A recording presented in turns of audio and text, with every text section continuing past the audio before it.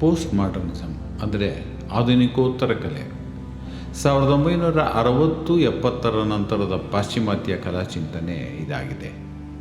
ಪಾಶ್ಚಿಮಾತ್ಯ ಕಲಾವಿದರು ಆಯಾ ಕಾಲಘಟ್ಟಗಳಲ್ಲಿನ ಬದಲಾವಣೆಗಳಿಗೆ ಆಗುಹೋಗುಗಳಿಗೆ ಕಲೆಯ ಮೂಲಕ ಅಭಿವ್ಯಕ್ತಿಸ್ತಾ ಅನನ್ಯ ಕೊಡುಗೆಗಳನ್ನು ನೀಡ್ತಾ ಬಂದಿದ್ದಾರೆ. ಇಲ್ಲಿ ಕಲಾ ಚಿಂತನೆ ಬಹಳ ವಿಭಿನ್ನವಾದುದು.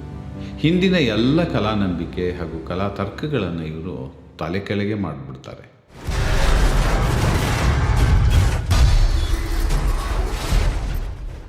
ಇದರ ಮೂಲವನ್ನು ನಾವು ದಾದಾಯಿಸಮ್ನ ಆಲೋಚನಾ ಕ್ರಮ ಹಾಗೂ ಪಾಪ್ ಆರ್ಟ್ನ ಮುಂದುವರಿಕೆಯಾಗಿ ಕಾಣಬಹುದು.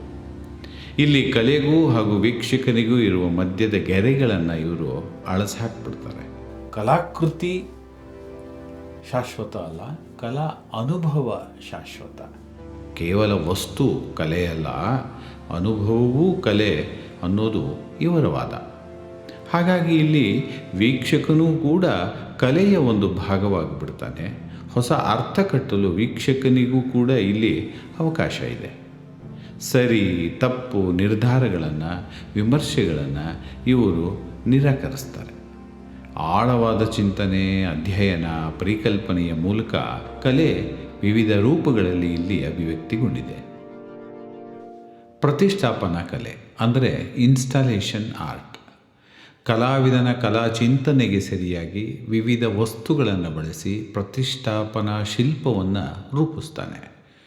ಕಾಗದ, ರಟ್ಟು, ಬಟ್ಟೆ, ಸಗಣಿ, ಮರ, ಕಬ್ಬಿಣ, ತಗಡು, ನೀರು, ಏಣಿ, ಕುರ್ಚಿ ಹೀಗೆ ವಿವಿಧ ವಸ್ತುಗಳನ್ನು ಬಳಸಿ ಅರ್ಥಪೂರ್ಣವಾಗಿ ಕಲಾಭಿವ್ಯಕ್ತಿ ಮೂಲಕ ಚಿಂತನೆಗೆ ಹಚ್ಚುವ ಕಾರ್ಯವನ್ನು ಮಾಡ್ತಾನೆ ಇಲ್ಲಿನ ಕಲಾವಿದ. ಕೆಲವೊಮ್ಮೆ ಆಡಿಯೋ, ವಿಡಿಯೋ ಇನ್ಸ್ಟಾಲೇಷನ್ಗಳನ್ನು ಕೂಡ ರೂಪಿಸ್ತಾನೆ.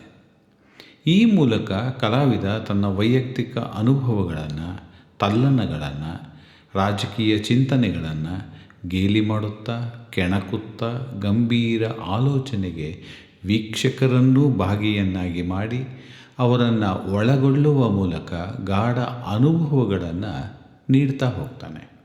ಇಲ್ಲಿನ ಕಲಾ ವಸ್ತುವಿನಿಂದ ವೀಕ್ಷಕನ ಪಂಚೇಂದ್ರಿಯಗಳಿಗೆ ಹೊಸ ಅನುಭವ ನೀಡಿ ಕಲೆಯ ಅರ್ಥವ್ಯಾಪ್ತಿಯನ್ನು ವಿಸ್ತರಿಸಲು ಕಲಾವಿದ ನೆರವಾಗ್ತಾನೆ.